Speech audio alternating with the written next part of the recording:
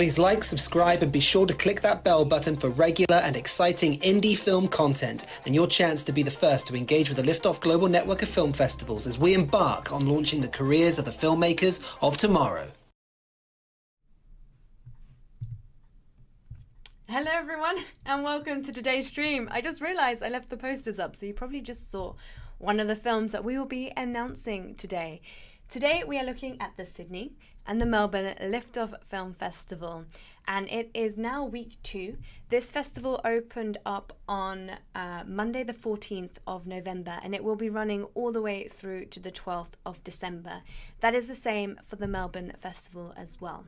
But as we do, we break each festival into their own. So we're going to start with the Sydney Festival, and we're also going to be looking at the Melbourne Festival as well. Before I do get into the programs and into the films that are currently in the lead across each of the pages for the audience votes, I just wanted to break down the festival. So for those that are joining me for the first time here, you have a little bit more understanding about how our festivals run. If you are watching this live, the chat room is open, so if you do have any questions, feel free to pop them in there and I will do my best to answer them during the course of the stream. I can see everything to the left of me there, which is probably your right, but everything is in front of me. So I wanted to start by just explaining that we have the audience round that is open now, and that is what is open from the 14th to the 12th, 14th of November all the way through to the 12th of December. And alongside our audience watching and voting for their favourite films, we also have the Liftoff jury going through all of the programmes across both Sydney and Melbourne Festival, looking at their films that they are also going to move into the network round. So there will be a handful of films that have been nominated, if you say, by the jury to go into the network round, and the top films from our audience will also go into the network round. So after the 12th of December, those films, usually 2 or 3 from each program, both audience and jury, so 6 films on each program, will move into the network round.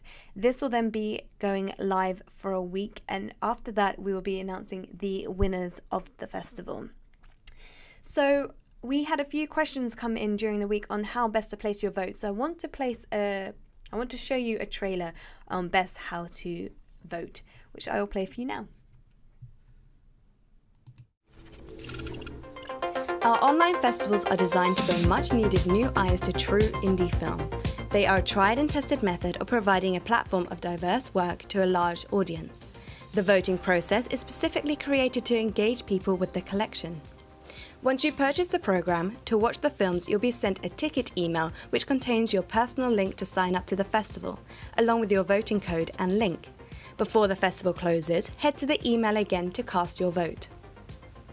Entering the code in the email will give you access to the form, which will then ask you to select your 2 favourite films and provide some feedback on the projects.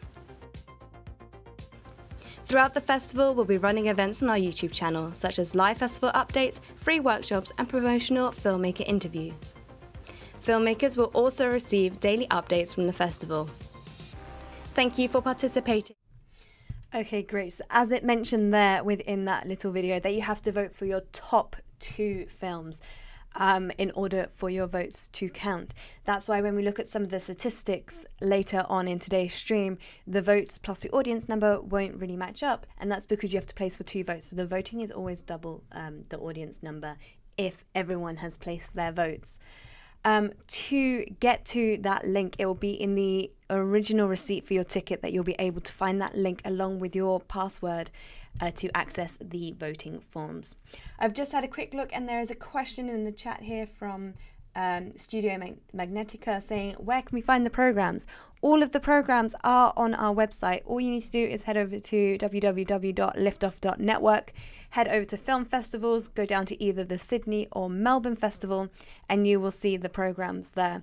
If you click each link, it will take you to the Vimeo on demand pages where you'll be able to see a list of all of the films. So there we have it. So let's start. We're going to start with the Sydney Festival. And as you can already see, I have the Judges Select page up already. So let's have a look at the statistics. So Judges Select, we've had 207 playthroughs across the program so far. 11 different countries are tuning in to watch the program. we have 45 votes in and an audience number of 51, which means that we are due still a lot more votes to come in across this page.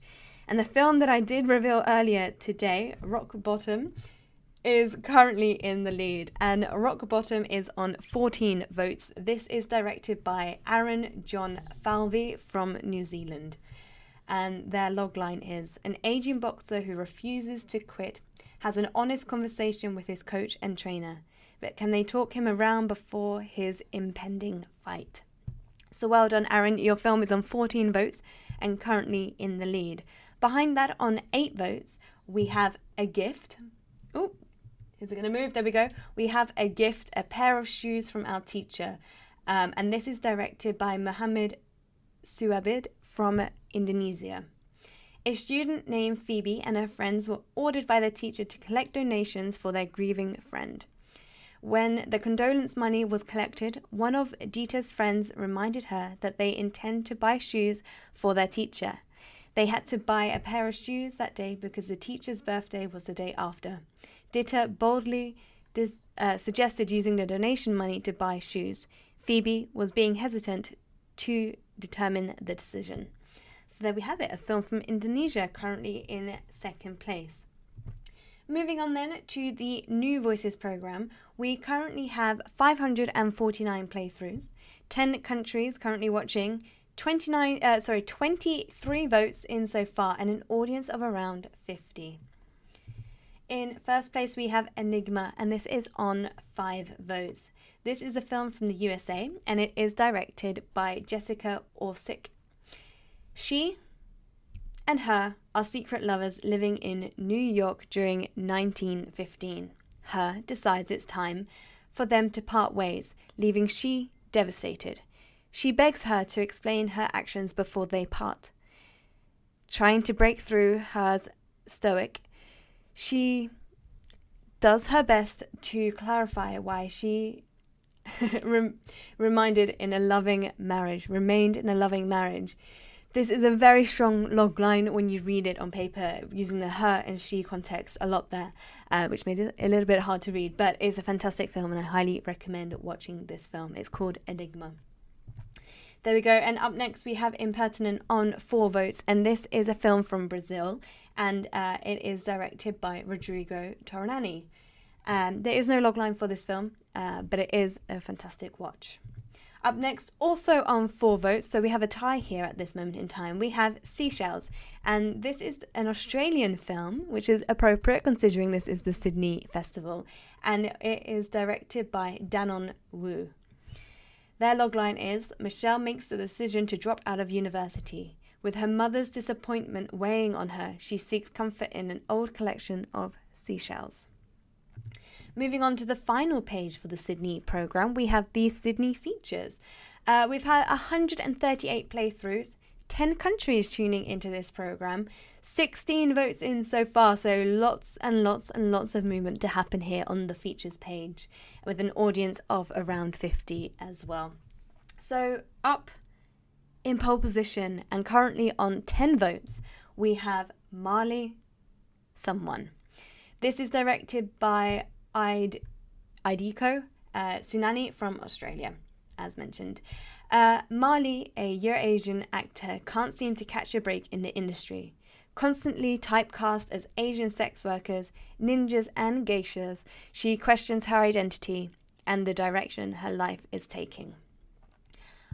Going back to the features page here, we have 5 films all tied on 2 votes. And this goes back to what I was saying about how many votes are left to come in for the Sydney features page. So this is all about to change, and I can guarantee you when we're sitting here next week, it will be a little bit different again. So the films that are tied on 2 votes, the 5 films are Apples, Oranges, Lemons and Limes. Then we have Dieseling Dub. We also have Just Passing Through, Preparation Z, and the final film, The Last of the Pretty Boys. So I'm really excited to see when we're sitting here next week how that has all changed around over the last week. And that is it for the Sydney Festival. We're now going to be moving on to the Melbourne Festival. And as we just did, we just started with the Judges Select. we're going to be doing that as well for the Melbourne Festival. So let's take a look at the statistics. And as you know, the festival dates are similar to the Sydney Festival. It started on the 14th of November and will be running all the way through to the 12th of December. So up first, we have the statistics. So 296 playthroughs, 11 countries tuning in, 55 votes have come in so far. And we have an audience of around 100. So again, lots more votes to come in. In pole position, actually, we have a tie. We have a tie on the Judges Select programs. So both of these films are on 8 votes. And the first one is EBE, Memory. And this is another film from New Zealand. And it is directed by Robert Ian McBride. A group of ordinary men wind up together after something inexplicable transpires. Wow. There we go. And then the other film that we have tied on 8 votes is an Australian film. And this is directed by Tor Larson. And this is Margot Luer's No Limits. This follows the life and work of pioneering artist Margot Luers. Moving on to the new voice shorts. Playthrough numbers, we're on 259. We have 10 countries watching, 24 votes in so far. So again, lots of movement to happen on this page with an audience of around 50. So the first film on 5 votes is Out, and this is directed by Sean Maddox from the USA. This is a music video which follows artist Khalil in a theatrical music video which is influenced from the 80s dance music, punk rock and K-pop. On 3 votes, so closely behind Out, we have A Sara, and this is directed by Francesco Valnari Nardi and David Telamoriti from Italy. Rome, present day. An elderly man, once a famous seeker of stolen artwork, is struggling to reconnect with his granddaughter Zara. She has lost her parents in a tragic car accident, and as such an event plunges her into a stale of depression. So moving on to the final page of today's roundup, which is the Melbourne Features page. This currently has 31 playthroughs, 7 countries tuning in to watch it, 12 votes have come in with an audience of around 25. This page will grow, I can guarantee it. So currently on 3 votes, we have 2 films. So again, we have a tie for pole position. So the first film that we have is Light Attaching to a Girl. And this is directed by Lena Barakat from the USA. Suffocated by an overbearing father and 2 older sisters who soak up any attention that comes their way, Claire is desperate to escape. She plans a trip to Iceland by herself when she can experience nature and make her own decisions for the first time in her life. Light Attracting to a Girl poetically drifts between the interior and exterior life of an adolescent as she reckons with haunting memories of her childhood, even as she takes her first steps into adulthood. And then the last film that we have, and I do apologize about the pronunciation on this title, not the title, the filmmakers and the countries. So this is a film called Unthinkable, and it is directed by Bonging Koshi Nadesai from Swahililand. And it is a documentary about the accounts of the survivors of the 2021 murders in the Kingdom of Eswatini and details of the brutally armed forces in the country. The stories are real, the footage is real, and the people are real too. So there we have it. That is our roundup for this week. I'm just going to go over here and get rid of this. There we go. Thank you so much for joining us. We do hope that you are enjoying the Sydney and Melbourne programs, and you still have over 2 weeks to enjoy the content that is on there. I'll be back next week. We'll be back next Thursday for the next roundup. And if you have applied to take part in one of the focus groups, an email was sent this morning with all of the information that you need in order to join that call next week for the Melbourne Festival and the following week for Sydney. So do check your emails. Thank you to everyone who watched, and I will be back next week. Have a wonderful weekend. Thank you. Goodbye.